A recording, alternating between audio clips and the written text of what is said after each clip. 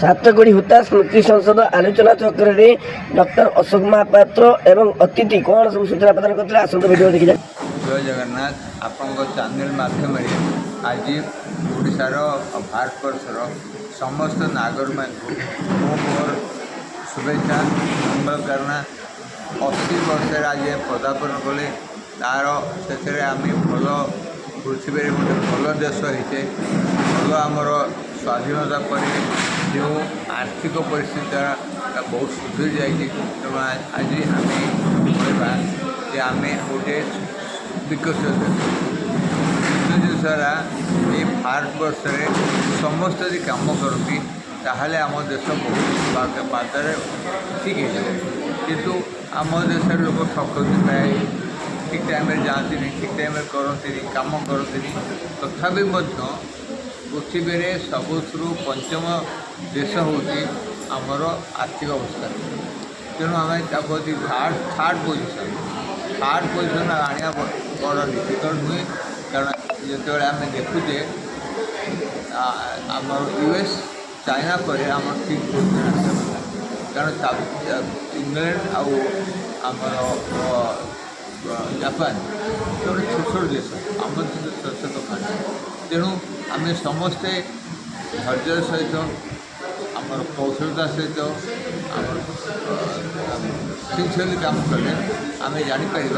आम कमर भाल्यू कौन आम सब कह सरकार ये सरकार कौन न सरकार जदि मेडिकल कॉलेज न करता मुझे पाठ पढ़ा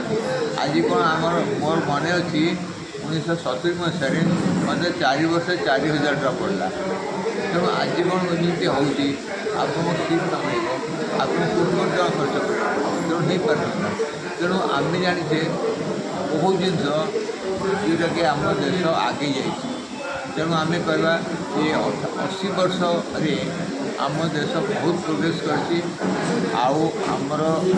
आहरी आगे जा दरकार आम 3rd नंबर को आसा दरकार कि 2nd नंबर को आसा जापान चाइना पर देखो चाइना गोटे हूँ कम्युनिस्ट कंट्री किंतु कम्युनिस्ट कंट्री है इकोनॉमिक हूँ कैपिटल जमी आम कहे मूल धर्म है कम्युनिस्ट आटीट्यूड विथ कैपिटलिस्टिक माने धर्म तेणु आम भारतवर्ष आमर हूँ कैपिटल आटीट्यूड और कैपिटलिस्टिक धर्म तेणु आम जापर चाइनीज जो चाइना केते कौन है आपड़ जो हांगकंग जी बड़ बड़ सहर जी जानते चाइना कौन है तेणु आमको गोटे जिनपिंग भाई लोक देखा दरकार जो मैंने देखते तार काम आप जो जिनपिंग देखिए कौन से बेसी किसी कहूना तथापि कम कार्य देखा तेणु आम बहुत कथा कहचे कम कम करुचे तेणु आम कौन दरकार सारा भारतवर्ष में नॉर्थ रु साउथ जाए ईस्ट रु वेस्ट जाए लोक कम करा दरकार आउ भल कम यदि आज से प्रतिज्ञा नहीं पारे कि आम भल कम करवा प्रधान प्रकृति प्रेमी रिटायर करुच्ची गवर्नर को एडिशनल सेक्रेटरी हिसाब से रिटायर कर सबुदिन गछ लगाए सबुदिन जगन्नाथ दर्शन करने को जाए ये है मोर प्रकृति कि सातकोड़ी हत्याकांड सागर बहुत दीर्घ दिन संपर्क थी सातकोड़ी अर्थ मत लगे से जमी इंद्रधनु ओडार इंद्रधनु 7टी रंग तांकर अच्छी 7 रंग अच्छा 7 कोड़ी अच्छा जमती श्रीमद भागवत जगन्नाथ कहते विष्णु कहते गीतार प्रकाश होती से जहाँ करती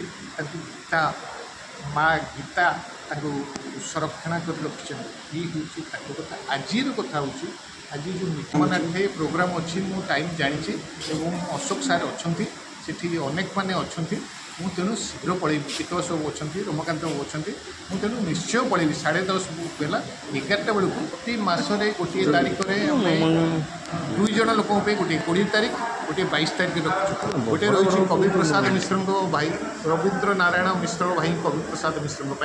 आउ जन रही सातकोड़ी हत्याकांड खरा वर्षा शीत काकर झड़ तोफान जहाँ होना कहीं प्रति ମାସରେ ଆମେ ଗୋଟିଏ ଦିନ ସାତପଡ଼ି ହୋତାଙ୍କ ଉପରେ ସମର୍ପିତ ସନ୍ଧ୍ୟାବେଳେ ଯେତିକି ଲୋକ ଆସିଥିବେ ଆମେ ସମସ୍ତେ ତାଙ୍କ ଉପରେ ଡିସ୍କସନ୍ କରୁ ଆଶା ସାତକଡ଼ି ହୋତା ଏମିତି କ'ଣ କାମ କରିଛନ୍ତି ସେ ତାଙ୍କୁ ସେ କ'ଣ ନ କରିଛନ୍ତି ଓଡ଼ିଶାରେ ଇଲେକ୍ଟ୍ରିସିଟି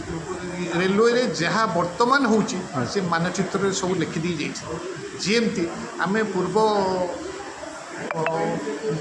ଇତିହାସ ପୁରାଣ ଦେଖିକିରି ଆମେ ଜାଣୁଥାଏ ଆୟୁର୍ବେଦ ବିଷୟରେ ରାବଣ କ'ଣ ଲେଖିଦେଇଛି ତାହା ଯେମିତି ସତ୍ୟ ଓଡ଼ିଶାର ରେଲୱେର ବିକାଶ ପୁରୁଷ ଯଦି କାହାକୁ କୁହାଯାଏ ସେ ହେଲେ ସାତକଡ଼ି ହୋତା ଏବଂ ସାତକଡ଼ି ହୋତା ଆଉ କେହି ନୁହନ୍ତି। ଧନ୍ୟବାଦ। ପୂଜା ଆମ ଉତ୍କଳ ସଂସ୍କୃତିର ମହାନ ପରମ୍ପରା ବଡ଼ ଦୁର୍ଭାଗ୍ୟ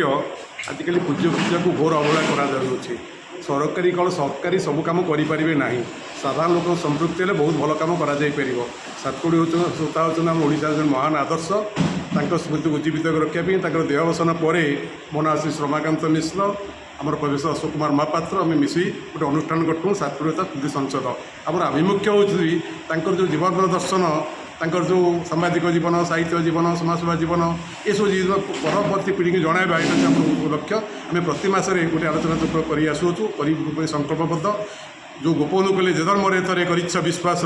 ତାକୁ ନ ଛାଡ଼ଟି ଗଲିଟି ବିଶ୍ୱାସ। ବଡ଼ ଦୁର୍ଭାଗ୍ୟ କଥା ଆଜି ପର୍ଯ୍ୟନ୍ତ ଲୋକମାନଙ୍କ ସହମତି ମିଳୁନାହିଁ।